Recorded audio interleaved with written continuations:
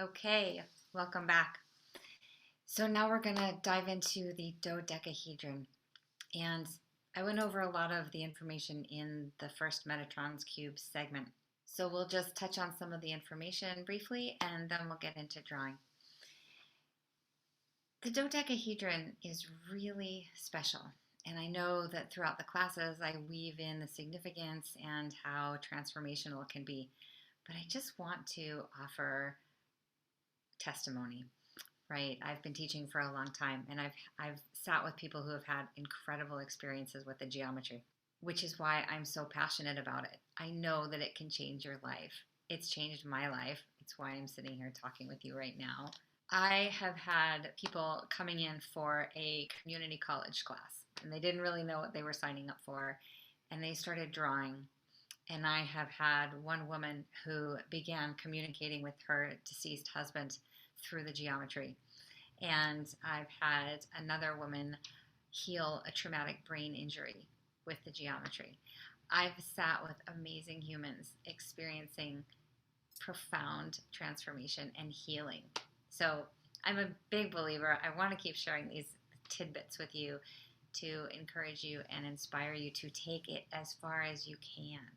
The geometry is perfectly neutral, so it will reflect whatever your spirit is wanting to learn at the time. It's very gentle. It works with us in complementary and harmonious ways. So all of this is very esoteric, very subtle knowledge, and it is working with us in the most perfect way.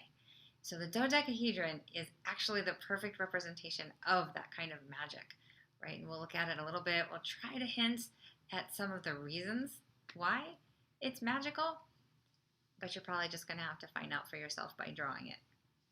So let me share a PowerPoint really quickly. So we talked about 5 platonic solids, right? You remember the dodecahedron being representative of the immaterial world of energy, ether, chi, prana, life force, you name it, dark matter, anything. This is the geometric representation of it. And part of what I like to do in the classes is bring your awareness to how often these shapes are used in our world, to begin to notice how much they influence our psyche. And the more you become aware of their presence, the more you gain conscious control and creation of your reality. So that's true throughout all of the geometries, right? The dodecahedron is a little bit sneakier. You have to kind of look for it, but it's there. And this is a frame from a movie in, I don't know, what was it, late 1990s, I think, Contact, you might recognize it, which is a movie about contact from extraterrestrial intelligence. And in that film, we are given the codes to build a transport system. And the sphere that you see is the transport vehicle. And you might not have noticed at the time that it's contained in a dodecahedron, right? Very subtle, not so subtle scientific testimony. I love that movie. Also, you might recognize the 12-sided dodecahedron dice, right? Played with all sorts of games influencing our psyche as children. And noteworthy that how subtle it can be in our reality. And last but not least, of course, what do you think? You ever wonder why? Highly significant geometry is all I'm suggesting. Do stop and think about these things. Tune in, notice, question, inquire, suspect. Go down the rabbit holes of geometry, but do so with your intuition intact, because the geometry can be manipulated for the good as well as the bad. We live in a duality, and both forces have used geometry to influence human consciousness. Yes, proceed with caution. Lastly, I want to show you the hyperdodecahedron. This is super cool. The music accompanying this is super bad, but it'll stop halfway through.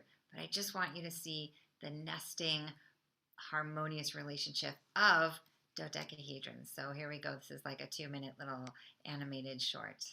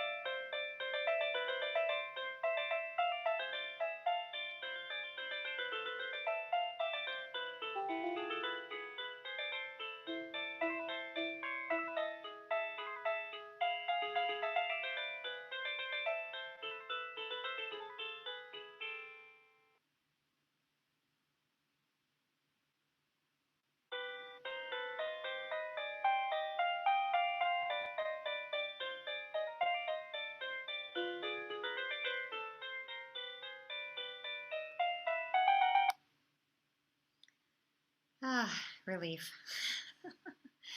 So, what I love about this video is the harmony, right?